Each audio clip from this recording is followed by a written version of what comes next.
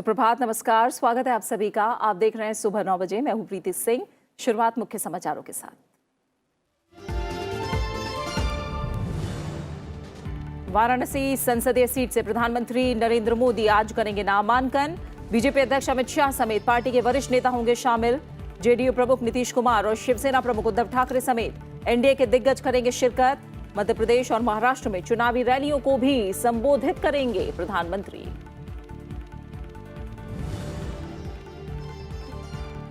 लोकसभा चुनाव के चौथे चरण के प्रचार के लिए महज 32 घंटे बाकी। बीजेपी अध्यक्ष अमित शाह की राजस्थान के जालौर में जनसभा और जोधपुर में रोड शो।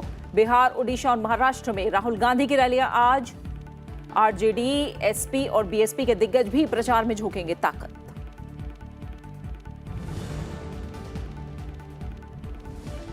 पीएनबी धोखाधड़ी मामले में आरोपी नीरव मोदी के रिमांड पर लंदन की अदालत में सुनवाई आज। जेल से वीडियो लिंक के जरिए वेस्टमिंस्टर मजिस्ट्रेट कोर्ट में होगी पेशी। 19 मार्च को गिरफ्तारी के बाद से लंदन की वैंथवर्थ जेल में है भगोड़ा आर्थिक अपराधी।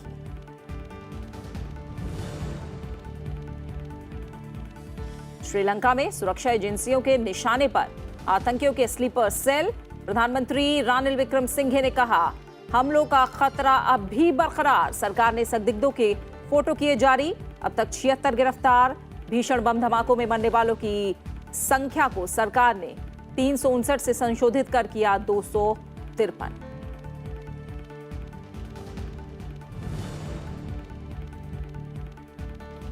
और आईएसएसएफ निशानेबाजी वर्ल्ड कप में भारत को 2 गोल्ड। 10 मीटर एयर पिस्टल में मनु भाकर और सौरभ चौधरी की जोड़ी का सोने पर निशाना। 10 मीटर एयर राइफल में अंजुम मुदगिल, दिव्यांश पवार ने जीता स्वर्ण पदक। एशिया बैडमिंटन चैंपियनशिप के क्वार्टर फाइनल में पीवी सिंधु, साना नेहवाल और समीर वर्मा। और बात करेंगे लोकसभा चुनाव से जुड़ी खबरों की।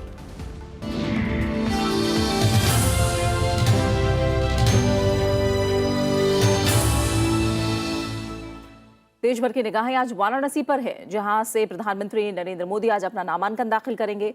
इस मौके पर उनके साथ एनडीए घटक दलों के कई दिग्गज नेता मौजूद रहेंगे।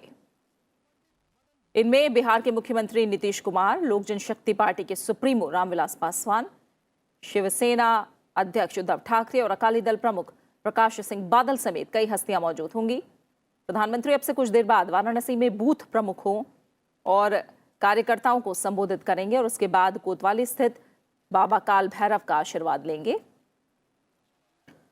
फिर वो बलदहिया चौराहे पर सरदार वल्लभ भाई पटेल, नदेसर पर स्वामी विवेकानंद और कचहरी चौक पर बाबा साहब भीमराव अम्बेडकर की प्रतिमाओं पर पुष्प अर्पित करेंगे। इसके बाद नामांकन के लिए रवाना होंगे। इस दौरान उनके साथ बीजेपी अध्यक्ष अमित शाह, मुख्यमंत्री योगी आदित्यनाथ समेत बीजेपी के कई दिग्गज नेता मौजूद होंगे। प्रधानमंत्री नरेंद्र मोदी आज वाराणसी में अपना नामांकन दाखिल करेंगे। हमारे संवाददाता कृष्णमोहन शर्मा ने सुरक्षा व्यवस्था और तैयारियों का जायजा लिया। नामांकन दाखिल करने से पहले प्रधानमंत्री भैरव करेंगे उस परिसर का गेट जहां पे लिखा हुआ है कार्यालय जिला अधिकारी वाराणसी। आप इस परिसर की सुरक्षा व्यवस्था को देखकर चौंक जाएंगे और चौंकना भी चाहिए, क्योंकि यहाँ पे प्रधानमंत्री अपना नॉमिनेशन करने आ रहे हैं। आप देख सकते हैं कि किस तरह से पूरी बैरिकेडिंग की गई है और बैरिकेडिंग के साथ साथ कितनी संख्या में वहां पे पुलिस बल तैनात की गई है। पुलिस बल इस कदर तैनात की गई है कि किसी भी स्थिति में प्रधानमंत्री के आवागमन में कोई बाधा न हो। कैमरा पर्सन प्रसन्न कर्माकर के साथ कृष्णमोहन शर्मा, राज्यसभा टेलीविजन, बनारस। और नामांकन दाखिल करने से पहले प्रधानमंत्री भैरव बाबा मंदिर जाकर दर्शन और पूजा करेंगे। प्रधानमंत्री नरेंद्र मोदी काशी के कोतवाल से आशीर्वाद लेने के बाद अपना नामांकन दाखिल करेंगे। कहा जाता है कि इस दरबार में जो आया वो खाली कभी नहीं गया, चाहे जितनी बड़ी जीत हो मिलती उसे जरूर है। इस मंदिर के मुख्य पुजारी हमारे साथ संजय दुबे जी हैं। संजय दुबे जी, क्या मान्यता है? ये काशी के कोतवाल हैं। इनके यहाँ जो भी आता है वो बाबा की मन्नत पूर्ण करता है। प्रधानमंत्री पिछली बार भी यहाँ पे आए थे और मन्नत मान के गए थे। विजय उन्हीं की हुई थी। इस बार फिर आ रहे हैं इस उम्मीद के साथ कि भैरव बाबा उनको फिर से विजयी देंगे और वो फिर से प्रधानमंत्री बनेंगे। वीडियो जर्नलिस्ट प्रसन्न कर्माकर के साथ कृष्णमोहन शर्मा, राज्यसभा टेलीविजन, बनारस। और हमारे संवाददाता कृष्ण मोहन शर्मा बनारस से सीधा हमारे साथ जुड़े हुए हैं। कृष्ण मोहन, वाराणसी में हमने देखा प्रधानमंत्री ने कल किस तरह का भव्य रोड शो किया, अब आज नजरें उनके नामांकन को लेकर हैं। किस तरह की तैयारियां और खास तौर से प्रस्तावक कौन होंगे, इसकी चर्चा भी काफी हो रही है। प्रस्तावक काफी चर्चित नाम नहीं होंगे। उन्होंने कहा है, जिस तरह की खबरें आ रही हैं उसके मुताबिक डोम राज के परिवार से उनके पुत्र होंगे और एक चौकीदार के साथ साथ एक प्रिंसिपल उनके प्रस्तावक होगी। जहां तक आपने कहा कि उनके साथ खुद यहां के मुख्यमंत्री योगी आदित्यनाथ और अमित शाह जी होंगे, साथ में प्रकाश सिंह बादल, नीतीश कुमार और तमाम बीजेपी शासित प्रदेशों के जो सहयोगी हैं और जो उनके मंत्री हैं सहयोगी, जो केंद्र में घटक दल के केंद्रीय मंत्री हैं, वो सब यहाँ पे नजर आएंगे। और प्रधानमंत्री यहाँ पे करीब 11 बजे के करीब अपना नामांकन करेंगे राइफल क्लब में। उसके बाद वो यहाँ से फिर रवाना हो जाएंगे। बिल्कुल। किस तरह से जी राजनीतिक नजरिए से अगर देखा जाए इसे, तो किस तरह के कयास लग रहे हैं, क्योंकि एनडीए के, जैसे आप बता रहे हैं, एनडीए के भी तमाम नेता है।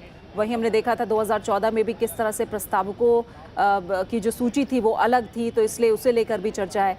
राजनीतिक तौर पर देखा जाए तो किस तरह के मायने निकाले जा रहे हैं इसे लेकर?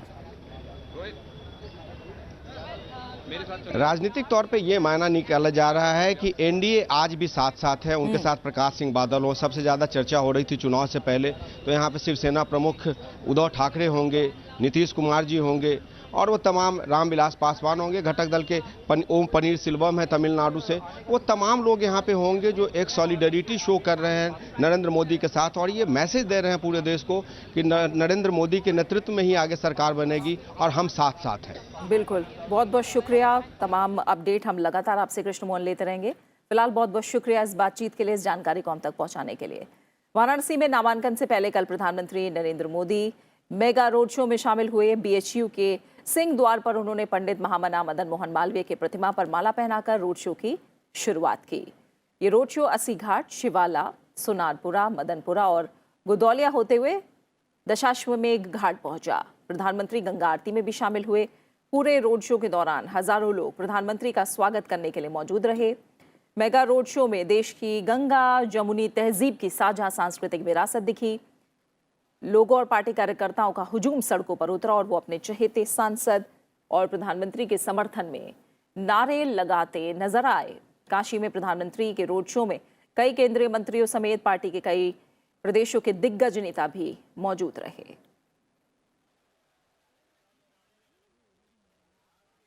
वहीं वाराणसी में प्रधानमंत्री के रोड शो को लेकर केंद्रीय मंत्री अरुण जेटली ने भी ट्वीट किया। उन्होंने शानदार रोड शो का जिक्र करते हुए कहा कि वाराणसी में पिछले 5 साल में हुए विकास को देखते हुए गांधी परिवार को आत्मनिरीक्षण करना चाहिए कि उन्होंने 40 से अधिक वर्षों में अमेठी और रायबरेली में क्या किया है। माननीय प्रधानमंत्री जी का रोड शो कल नामांकन पत्र वाराणसी में डालने से पहले हुआ। ऐसा लगता था कि उस जनसलाब से कि पूरा वाराणसी शहर ही उनके स्वागत में निकल आया है। 5 वर्षों में नरेंद्र मोदी जी ने वाराणसी का चरित्र बदल दिया है। नया एयरपोर्ट, नया रेलवे स्टेशन का नया रूप, नया बिजली का एक system, highways, arterial roads, steamers, ghats. मैं चाहूंगा कि गांधी परिवार अमेठी और रायबरेली की पिछले 40 साल की दुर्दशा और वाराणसी में पिछले 5 साल की प्रगति, इन दोनों को कई बार तुलना कर ले और फिर आत्मनिरीक्षण करे कि ये कांग्रेस की जो नीति थी, केवल नारे दो, वो अमेठी और रायबरेली को मिले लेकिन साधन वाराणसी को मिले। वहीं वित्त मंत्री अरुण जेटली ने प्रियंका गांधी को वाराणसी से कांग्रेस उम्मीदवार नहीं बनाए जाने को लेकर कांग्रेस की खिंचाई की। उन्होंने कहा कि कांग्रेस ने वाराणसी से चुपचाप एक अनजान व्यक्ति को प्रधानमंत्री नरेंद्र मोदी के खिलाफ मैदान में उतार दिया। चुपचाप चोरी के साथ एक अननोन व्यक्ति को कांग्रेस पार्टी ने वाराणसी में प्रधानमंत्री जी के खिलाफ अपना उम्मीदवार उतार दिया। 2 सप्ताहों से तो अपने परिवार का गुणगान करते हुए राहुल गांधी और प्रियंका गांधी कह रहे थे कि प्रियंका लड़ेगी। वो भी कहती थी मैं तैयार हूं। मैं तो ईश्वर से प्रार्थना कर रहा था कि ये मुकाबला एक बार हो जाए, ये मुट्ठी भी खुल जाए और नया भारत इसको साबित कर दे कि वो अब वंशवाद को नहीं मानता, जो काम करते हैं, जो परफॉर्मर्स है, केवल उनको स्वीकार करता है। वहीं प्रधानमंत्री आज नामांकन दाखिल करने के बाद चौथे चरण के लिए भी चुनाव प्रचार करेंगे। प्रधानमंत्री नरेंद्र मोदी आज मध्य प्रदेश और महाराष्ट्र में जनसभाओं को संबोधित करेंगे। आज मध्य प्रदेश के सीधी और जबलपुर में जनसभा को संबोधित करने का उनका कार्यक्रम है। सीधी से बीजेपी की मौजूदा सांसद ऋति पाठक एक बार फिर मैदान में हैं, वहीं जबलपुर से बीजेपी उम्मीदवार राकेश सिंह मैदान में हैं। सीधी की जनसभा में प्रधानमंत्री नरेंद्र मोदी के साथ पूर्व मुख्यमंत्री शिवराज सिंह चौहान भी मौजूद रहेंगे। लोकसभा चुनाव के चौथे चरण में मध्य प्रदेश की 29 सीटों में से 6 पर 29 अप्रैल को वोट डाले जाएंगे। इनमें सीधी, शहडोल, जबलपुर, मंडला, बालाघाट और छिंदवाड़ा सीटें शामिल हैं। मध्य प्रदेश के बाद प्रधानमंत्री महाराष्ट्र के लिए रवाना हो जाएंगे, जहां वो मुंबई के बांद्रा कुर्ला कॉम्प्लेक्स में रैली को संबोधित करेंगे। चौथे चरण के चुनाव प्रचार में अब महज 32 घंटे बाकी हैं। सभी पार्टियों के दिग्गज चुनाव प्रचार में जुटे हैं। बीजेपी अध्यक्ष अमित शाह आज राजस्थान का दौरा करेंगे, जहां वो जालौर में जनसभा को संबोधित करेंगे। जालौर लोकसभा सीट के प्रत्याशी देवजी पटेल के समर्थन में अमित शाह प्रचार करते नजर आएंगे। इसके अलावा जोधपुर में पार्टी के उम्मीदवार और केंद्रीय मंत्री गजेंद्र सिंह के रोड शो में भी वो शामिल होंगे। राजस्थान में लोकसभा की चौथे और पांचवें चरण में भी मतदान होना है और इसके अलावा भी कई दिग्गज चुनाव प्रचार में आज नजर आएंगे। कांग्रेस अध्यक्ष राहुल गांधी आज बिहार के समस्तीपुर में जनसभा को संबोधित करेंगे। इसके अलावा राहुल गांधी ओडिशा का भी दौरा करके पार्टी के लिए चुनाव प्रचार करेंगे। ओडिशा के बाद राहुल गांधी महाराष्ट्र के लिए रवाना होंगे, जहां वो अहमदनगर में जनसभा को संबोधित करेंगे। और हमारे संवाददाता रविंद्र सिंह शोरन का फिलहाल हम रुख करेंगे, जो कि हमारे साथ मुंबई से जुड़े हुए हैं। रविंद्र, महाराष्ट्र में किस तरह की सरगर्मियां चल रही हैं? हम देख रहे हैं तमाम बड़े नाम हैं जो आज प्रचार करते नजर आएंगे। प्रधानमंत्री नरेंद्र मोदी मुंबई में होंगे, तो वहीं कांग्रेस अध्यक्ष राहुल गांधी अहमदनगर में नजर आएंगे। क्या हलचलें हैं फिलहाल आगे के चरण को लेकर?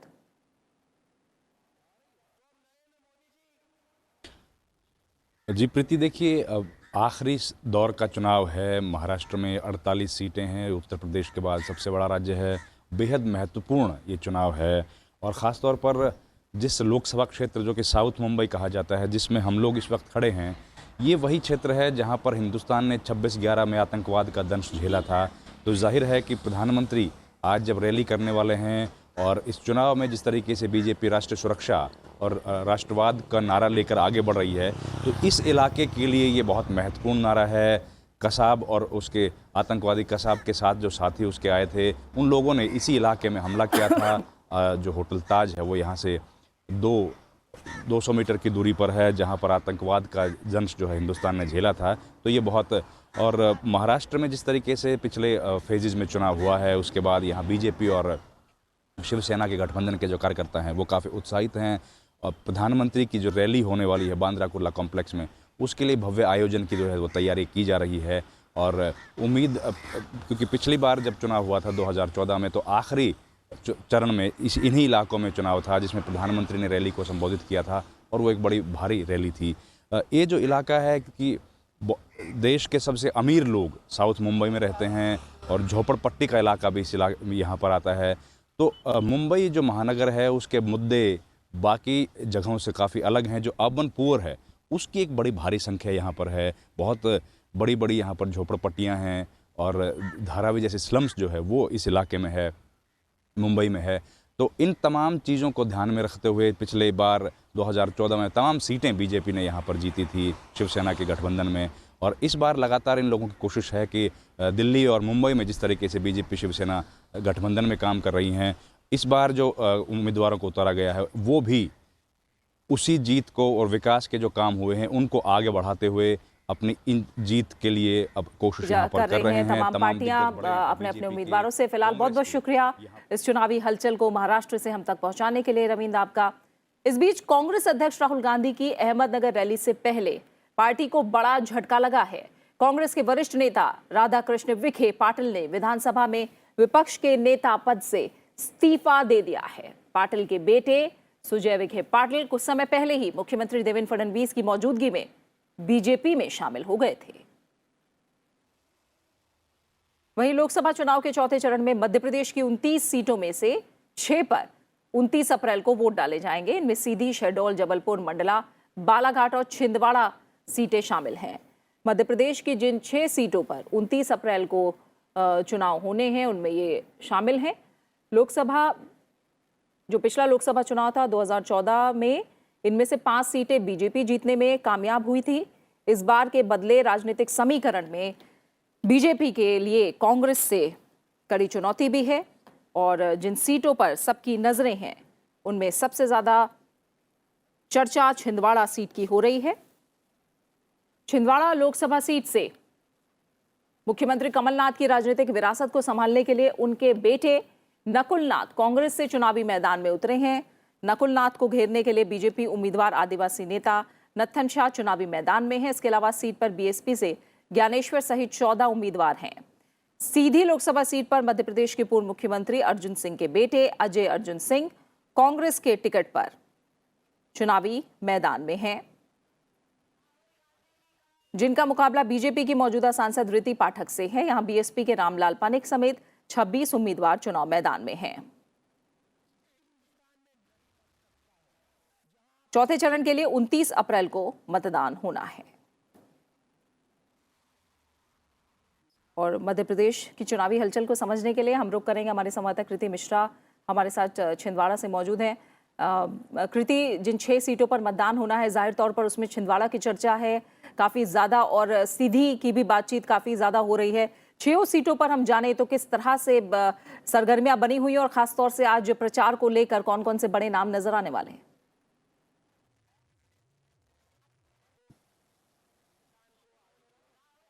जी हाँ प्रीति, देखिए छिंदवाड़ा पर सभी की नजर होगी क्योंकि अगर 2014 की बात की जाए तो 29 सीटों में बीजेपी ने स्वीप किया था और 27 सीटें जीती थी। उनमें से भी छिंदवाड़ा एक ऐसी सीट थी गुना के अलावा जो कांग्रेस के पास रह गई थी, क्योंकि ये लगातार कमलनाथ का स्ट्रांग होल्ड माना जाता है। अब क्योंकि वो चीफ मिनिस्टर बन चुके हैं तो वो यहाँ से असेंबली का बाइपोल लड़ेंगे और जो लोकसभा सीट है वो उनके बेटे नकुलनाथ वो इस पर चुनाव लड़ेंगे।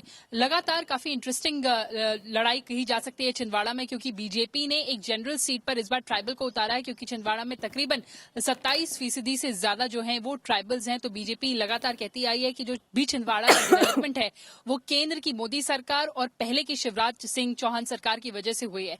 छिंदवाड़ा में काफी इंटरेस्टिंग मुकाबला रहेगा। उसके साथ साथ सीधी में भी, जैसा कि आपने कहा कि आज आखिरी दिन होगा जो पहला चरण है मध्य प्रदेश में चुनाव के, उसके प्रचार के लिए। तो आज हम जबलपुर में प्रधानमंत्री नरेंद्र मोदी भी वो करेंगे इलेक्शन कैंपेन, और साथ ही साथ और भी बड़े नेता हैं।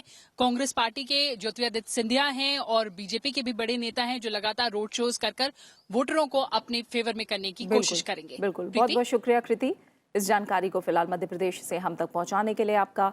और अब समझेंगे बिहार की सरगर्मियां, जहां लोकसभा चुनाव के चौथे चरण में 5 सीटों पर होने वाले मतदान में राजनीतिक दिग्गजों की किस्मत दांव पर है।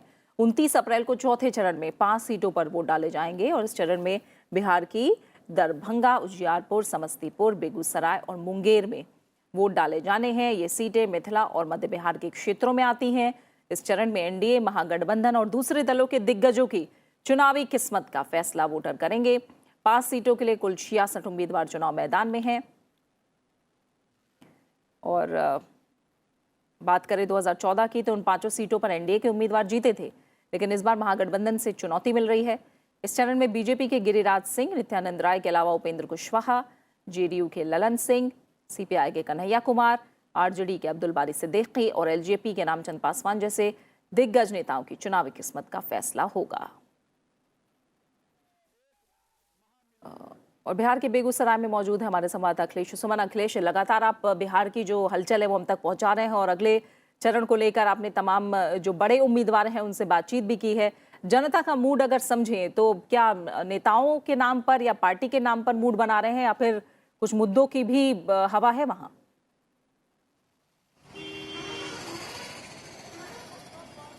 देखिए, तीनों चीजें हैं प्रीति।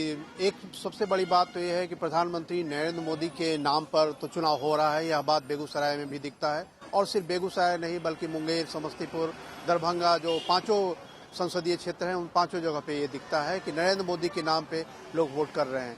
लेकिन इसके अलावा जो विपक्ष है, विपक्ष के नाम पे भी वोट हो रहा है। और खास तौर पे जो विपक्ष ने जो मुद्दे उठाए हैं, जो अनएम्प्लॉयमेंट का मामला है, जो विकास का मामला है, विपक्ष भी इस बात को उठा रहा है। तो इस मामले पर भी लोग मतदान कर रहे हैं, लोग मतदान करेंगे, लोग सवाल उठा रहे हैं कि हमको रोजगार नहीं मिल रहा है, पढ़ने के बाद भी प्रदेश में रोजगार की कमी है, जिस तरीके से विकास होना चाहिए था उस तरीके से नहीं हो रहा है। तो ऐसा नहीं है, स्थानीय मुद्दे हैं, लेकिन जो पर्सनल जो टच है उसमें पर्सनल लीडर्स का है, उसका प्रभाव भी कई जगह काम करता है। जैसे जहां मैं बेगूसराय में हूँ, बेगूसराय में आप जानती हैं कि कन्हैया कुमार यहाँ जेएनयू के जो लीडर हैं वो यहाँ से चुनाव लड़ रहे हैं, और एक तरीके से कहें कि पूरे देश के जो एक खेमा है जो जिसका समर्थन कन्हैया कुमार को मिला है, उसमें आज प्रकाश राज हैं जो सिंघम फिल्म के अभिनेता रहे हैं, वो भी आ जाएंगे, कन्हैया कुमार के पक्ष में मतदान करेंगे। दूसरी तरफ राहुल गांधी समस्तीपुर में आके चुनाव प्रचार करना है उनको। समस्तीपुर में अगर देखें तो 7,000 मतों से पिछले चुनाव में कांग्रेस का उम्मीदवार हारा था, मात्र 7,000। तो कांग्रेस को आशा है कि अगर प्रचार में थोड़ी तेज की जाए तो हो सकता है वहां रामचंद्र पासवान एलजेपी के उम्मीदवार, उनको हराया जा सकता है। तो ये कांग्रेस के अंदर उम्मीद है। लेकिन जो बेगूसराय में कहें कि कन्हैया कुमार के पक्ष में एक्टिविस्ट जुड़ रहे हैं, आज वो लोग प्रेस कॉन्फ्रेंस भी कर रहे हैं, लोगों को बता रहे हैं। बिल्कुल, और गांव अपने समर्थकों को जी उसमें नया उत्साह और अपने पाले में करने की कोशिश हर उम्मीदवार की तरफ से, हर पार्टी की तरफ से की जा रही है बिहार में भी। फिलहाल बहुत बहुत शुक्रिया अखिलेश इस जानकारी को हम तक पहुंचाने के लिए। और अब बात करते हैं उत्तर प्रदेश की, जहां तीसरे चरण के मतदान के बाद अब चौथे चरण के लिए प्रचार चरम पर है। चौथे चरण में उत्तर प्रदेश की 13 लोकसभा सीटों पर वोटिंग होनी है। जिन सीटों पर इस चरण में मतदान होना है उनमें शाहजहांपुर, खीरी, हरदोई, मिश्रिक, उन्नाव, फर्रुखाबाद, इटावा, कन्नौज, कानपुर, अकबरपुर, जालौन, झांसी और हमीरपुर शामिल हैं। उत्तर प्रदेश में चौथे चरण में 152 उम्मीदवार मैदान में हैं। जिन उम्मीदवारों पर सबकी नजरें हैं उनमें कन्नौज लोकसभा सीट शामिल है। यहां से समाजवादी पार्टी के नेता और पूर्व मुख्यमंत्री अखिलेश यादव की पत्नी डिंपल यादव मैदान में है। वहीं बीजेपी ने इस सीट से सुब्रत पाठक को मैदान में उतारा है। हरदोई लोकसभा सीट भी काफी अहम मानी जा रही है। यहां से बीजेपी ने जयप्रकाश को, जबकि कांग्रेस ने वीरेंद्र वर्मा को टिकट दिया है। वहीं महागठबंधन की तरफ से उषा वर्मा चुनावी मैदान में हैं। और नवविक्रम का रुख करेंगे, हमारे संवाददाता इस समय उत्तर प्रदेश के झांसी में मौजूद हैं। नवविक्रम, झांसी एक तरह से माना जाए ऐतिहासिक रूप से तो काफी अहम है ही, राजनीतिक रूप से भी काफी अहम है। और इस पूरे इलाके का अगर मुद्दे देखे जाएं तो पानी बहुत बड़ा मुद्दा है और ऐसे तमाम बड़े मुद्दे हैं जो लोगों से जुड़े हुए हैं। आपसे ये समझना चाह रहे हैं कि राजनीतिक हलचल और चुनावी हलचल के बीच क्या मुद्दों की गूंज सुनाई दे रही है इस बार चुनाव में?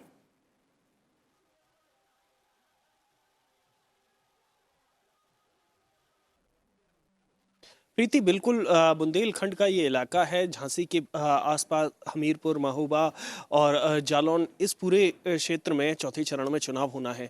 तो हर बार की तरह इस बार भी शुरुआत में मुद्दे हावी हुए। बुंदेलखंड जैसी जहां पानी की समस्या है, सिंचाई के लिए किसानों को बड़ी समस्या ललितपुर जैसे क्षेत्र में आती है। इसके अलावा रोजगार बड़े मुद्दे हैं। पिछली बार केंद्रीय मंत्री जो रही थी उमा भारती, यहाँ से चुनाव जीती थी।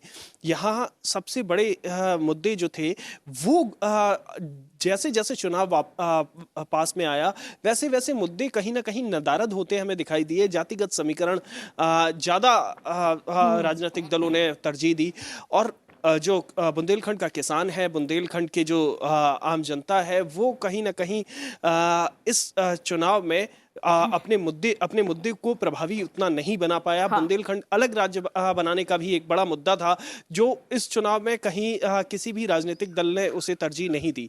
तो सबसे ज्यादा जो जरूरत है यहाँ पर एक जो सरकार की तरफ से हालांकि विशेष पैकेज बनाया गया, किसानों की सहूलियत के लिए कई ऐसी योजनाएं चलाई गई जिससे कि किसानों को थोड़ा लाभ मिला। लेकिन बुंदेलखंड में खास तौर पर सरकारों को जो ध्यान देने की जरूरत है वो अभी तक उतनी तवज्जो नहीं मिल पाई है। और राजनीतिक तौर पर बात करें अगर यहाँ पर तो झांसी सीट की अगर मैं बात करूं प्रीति, तो झांसी सीट पर इस बार सभी दलों ने लगभग नए चेहरों को तरजीह दी है।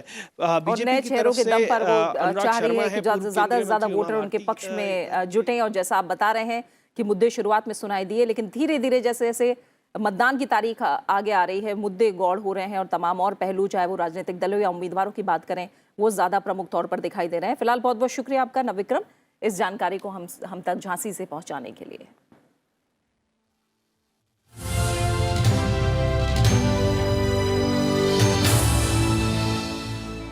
कुछ और अहम खबरें। सीजीआई के खिलाफ साजिश के दावे के मामले में सुप्रीम कोर्ट ने अपना फैसला सुनाते हुए जांच कमेटी का गठन कर दिया है। Retired justice A K. पटनायक की अगुवाई में जांच होगी। वो वकील बैस के हलफनामे और सबूतों के आधार पर मामले की जांच करेंगे। सीबीआई, आईबी और दिल्ली पुलिस को जस्टिस पटनायक को जांच में सहयोग करने को कहा गया है। कोर्ट ने साफ कहा है कि कमेटी सिर्फ चीफ जस्टिस गोगोई के खिलाफ साजिश और बेंच फिक्सिंग के मामले की जांच करेगी। सुप्रीम कोर्ट ने न्यायपालिका पर सोच समझकर किए जा रहे हमले पर गुरुवार को नाराजगी भी जताई। कोर्ट ने कहा कि अमीर और शक्तिशाली इस अदालत को नहीं चला सकते हैं। सुप्रीम कोर्ट वकील उत्सव सिंह बैंस के उन दावों पर सुनवाई कर रही थी जिसमें उन्होंने प्रधान न्यायाधीश रंजन गोगोई को फंसाने के लिए साजिश का दावा किया है। पीएनबी घोटाले का मुख्य आरोपी और हीरा कारोबारी नीरव मोदी के रिमांड पर आज लंदन की अदालत में सुनवाई होगी। नीरव के खिलाफ प्रत्यर्पण की कार्रवाई चल रही है। 48 साल के कारोबारी पिछले महीने अपनी गिरफ्तारी के बाद से दक्षिण पश्चिम लंदन में वैंसवर्थ जेल में बंद है। नीरव को जेल से वीडियो लिंक के जरिए वेस्टमिंस्टर मजिस्ट्रेट की कोर्ट में पेश किया जाएगा। 29 मार्च को चीफ मजिस्ट्रेट ने इस आधार पर उनकी जमानत याचिका खारिज कर दी कि एक से अधिक पासपोर्ट होने के चलते वो फरार हो सकता है। वेस्टमिंस्टर मजिस्ट्रेट की कोर्ट में सुनवाई के दौरान कुछ नए तथ्य भी विचार के लिए पेश किए जा सकते हैं। साथ ही नीरव तीसरी जमानत याचिका भी दाखिल कर सकता है। अंतर्राष्ट्रीय खबरों में श्रीलंका के कोलंबो में ईस्टर के मौके पर हुए विस्फोट में मृतकों से संबंधित आंकड़ों को सरकार ने संशोधित किया है। श्रीलंका सरकार की ओर से जारी संशोधित आंकड़ों के मुताबिक मृतकों की संख्या 359 नहीं बल्कि 253 है। श्रीलंका के स्वास्थ्य मामलों के डायरेक्टर जनरल ने एक बयान जारी करके ये जानकारी दी है। बात खेलों की। भारत की स्टार शटलर साइना नेहवाल और पीवी सिंधु ने दमदार प्रदर्शन करके एशिया बैडमिंटन चैंपियनशिप की महिला सिंगल्स क्वार्टर फाइनल में प्रवेश कर लिया है। वहीं समीर वर्मा ने जीत के क्रम को बनाए रखते हुए पुरुष सिंगल्स में अंतिम 8 में जगह बना ली है। वहीं भारत ने 10 मीटर एयर राइफल मिश्रित टीम और 10 metre air pistol mixed team स्पर्धा में स्वर्ण पदक जीतकर आईएसएसएफ निशानेबाजी वर्ल्ड कप के तीसरे दिन अपना खाता खोला। युवा निशानेबाज मनु भाकर और सौरभ चौधरी की जोड़ी ने 10 मीटर एयर पिस्टल मिश्रित स्पर्धा में शीर्ष स्थान हासिल किया है, जबकि अंजुम मोदगिल और Divyansh Singh Panwar 10 metre air rifle मिश्रित टीम स्पर्धा में शीर्ष पर रहे। और इसी के साथ फिलहाल सुबह 9 बजे की खबरों में इतना ही। एक छोटे से ब्रेक के बाद आप देख सकते हैं ब्रेकफास्ट न्यूज। नमस्कार।